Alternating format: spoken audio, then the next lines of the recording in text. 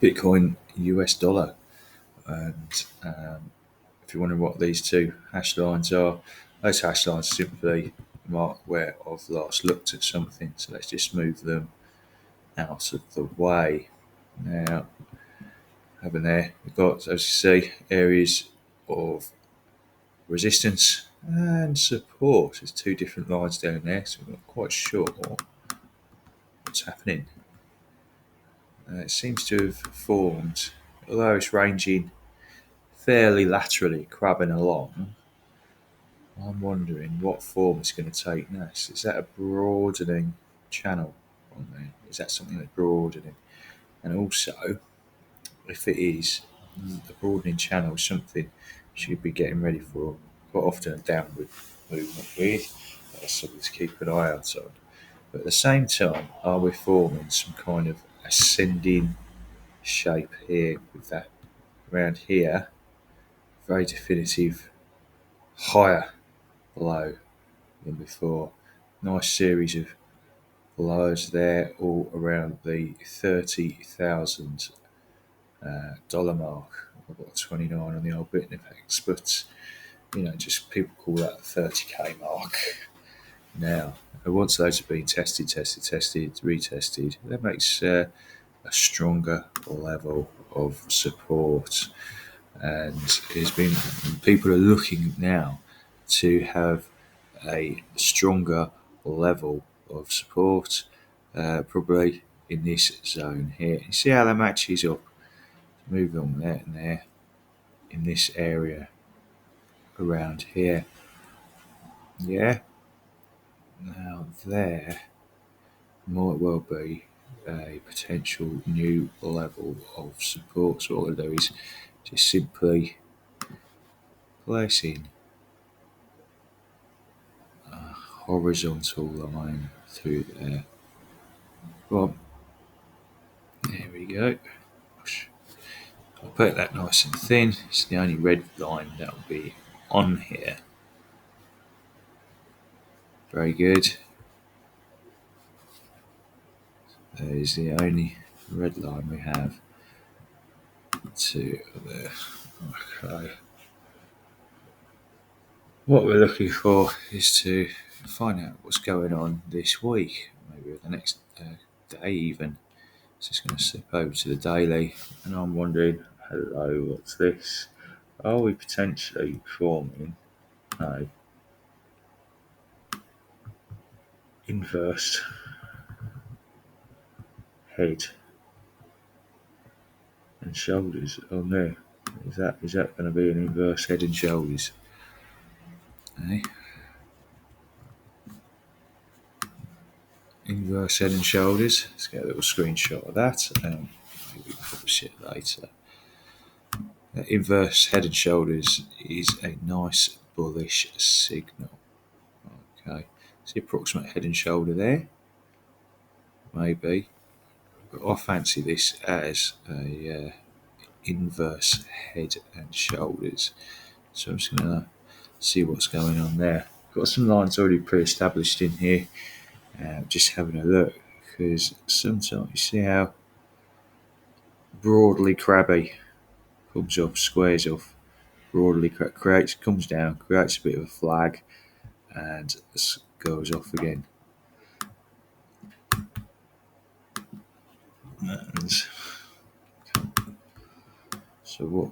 Bit of a flag there, comes down, bit of a flag, and things are moving fairly blockishly of late. And I'm wondering if this is going to come approximately there. So let's just give this a go on the fibs and see what happens. You see that on that 382 there, that 382 point marking a point of resistance, and that is also now a point of support. Potentially, previous forms of resistance are areas of support. A bit of that in the daily. And there again. So, what have we got? Hopefully, this might work. Let's come up to that 618 point there. And I wonder if that's the limit of how far this daily pump, this pretty decent pump today, everyone's getting excited about. That's come up, nearly 10% there.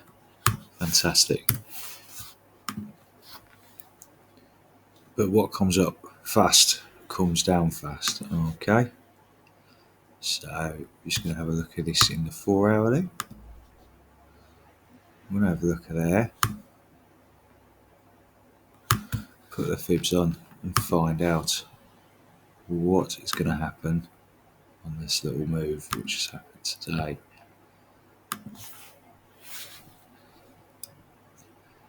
That's come up there. Yeah, on that 388 there, there's an area where the price might come down to. Now, if you look there, like 618, just corresponds to the lows of this bull flag here. Bull flag, continuation pattern.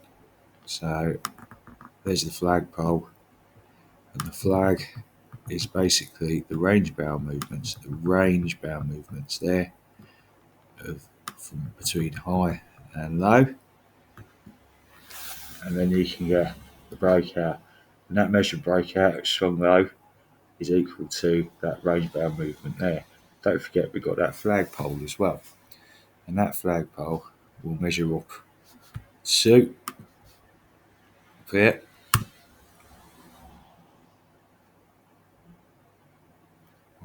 Forget that. And what we want is that flagpole, how potentially high it's going to go.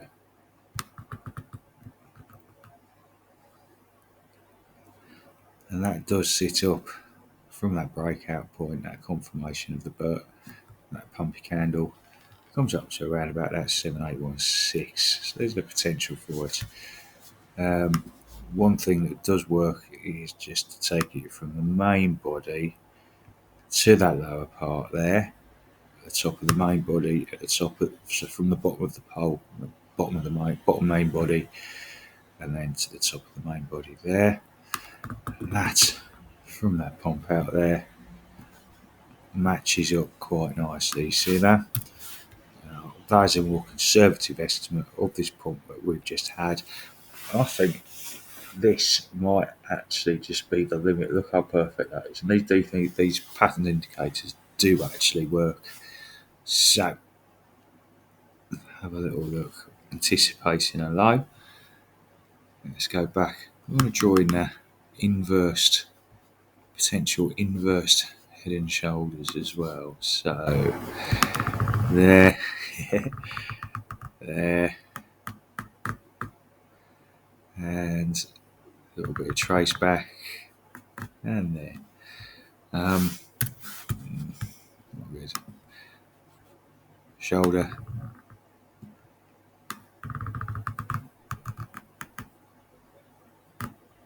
head, and I'm wondering what's going in there. Okay.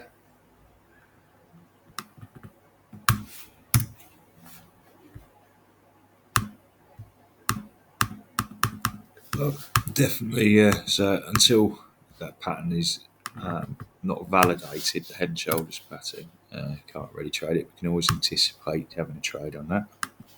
And again, there's actually quite a bullish signal. The inverse head and shoulders. This is about as bullish as it gets, and I'm wondering if it's going to come up here to create a neckline around there, which will sit nicely with the 786.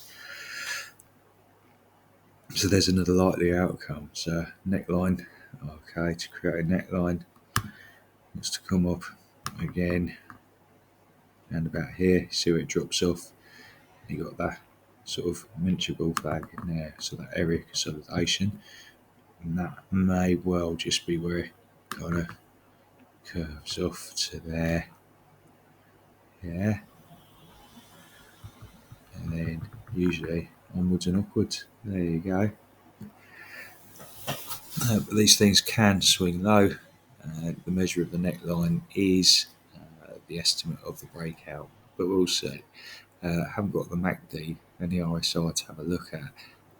They'll need to have a look at that point here because we want to see how it builds up, where the what the signals say of MACD and the RSI stochastic. That'll be absolutely vital. Is it oversold, undersold, underbought, oversold? And from those, you can make inferences about whether it's a good entry point or not, anticipating further continuation movement, be it up or down. Now then, we will see over the coming hours and the coming days. So, we've got all day. Where are we now? Possibly, see what might be happening this week. See what happens along here. That's the 4 hour. Let's go straight into the 1 hour. Here, anticipating a slight movement there. Okay.